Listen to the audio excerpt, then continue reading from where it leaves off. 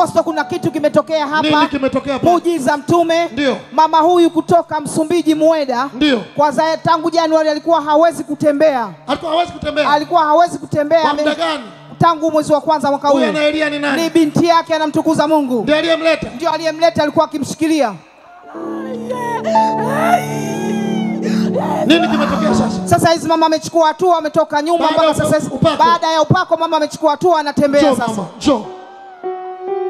Pigia Yesu makofi mazuri. Mama, wewe ni nani yake? Mama yangu. Ulikuwa kunyuma mshikilia? Ndio. Sasa kwa nini unalia?